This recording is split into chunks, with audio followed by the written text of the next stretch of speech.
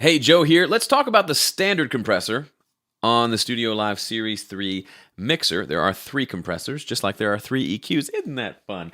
The standard compressor is the one that comes up when you first pull up the fat channel, and it's the one that is probably the one you're used to seeing the most when it comes to just basic compressors. But let's take a look at it really quickly. It's not my favorite, but it's certainly usable, and it's one you'll probably end up using quite a bit depending on the situation.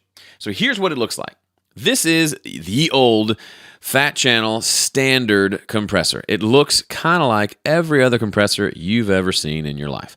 You can set it up, bring the threshold down, bring the gain up a little bit. I can actually run some audio through here, just you can see it going, and we can see that it is working, and it is now compressing, right? No? Oh, I haven't turned it on yet. Boom, now it's compressing. That's a beautiful thing. It doesn't default to being on, which can be frustrating sometimes, but it's kind of helpful because now I'm not compressing on accident, so I can turn it on and off whenever I want. So it's got all your basic normal controls: threshold, attack, ratio, release, and makeup gain. There's an auto control, which automatically controls, I believe, the release setting. Soft control controls the knee shape. So if it's kind of more easing into the full ratio or not, we can set it to more softer or harder, which doesn't really show up in the readout as well. It does have a key listen, so we can listen to a different source for our compression if you're doing some side chaining, or if you want to just listen to, let's say, everything above 100 hertz on a drum mix, for example. Then you can not compress based on the low kick drum information, those low frequencies, and just compress it based on everything else. It's a very useful compressor. Let me talk about why I would use this compressor over some of the cooler other options available to you on the mixer and in the fat channel.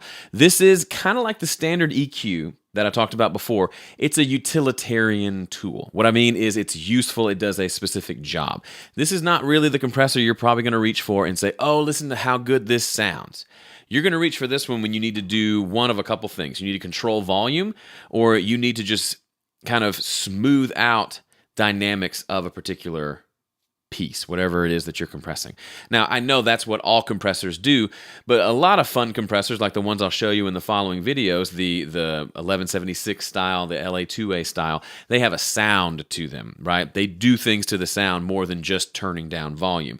This one is more turning down volume. So situations where I would use this, and I don't use it a ton, but I do use it when I'm mixing more than when I'm recording, is when I need to do something like there's a vocal and there's certain notes that he sings where he's just way louder than everything else. And I'll use a compressor like this just to chop off those peaks and get them down to roughly the same volume as everything else.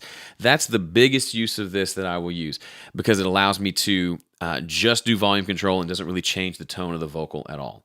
Another situation, I showed you before, the key listen filter deal, where it allows you to side chain. So the compressor is listening to something different than what you're hearing. So it's listening either to another track, or more oftentimes for me, it's listening to a certain set of frequencies. That can be really useful. I was just mixing a song the other day which had kind of a hip-hop vibe, had really, really big kick drum sounds. And I wanted to compress my whole mix, but every time I set up anything with even the littlest amount of compression, the kick drum would overwhelm the compressor and it would do too much pumping, right?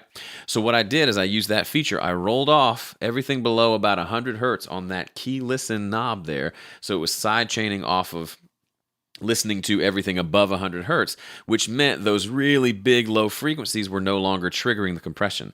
Everything else was triggering it, but not those big frequencies.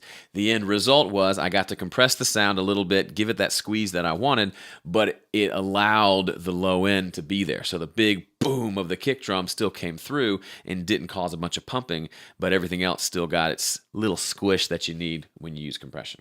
Now that key listen feature will come up in the other compressors that we look to, so it's not exclusive to the standard, but it is something to keep in mind and to know that that's there. Okay? Standard compressor, get comfortable with it, and then we'll move on to the other fun ones.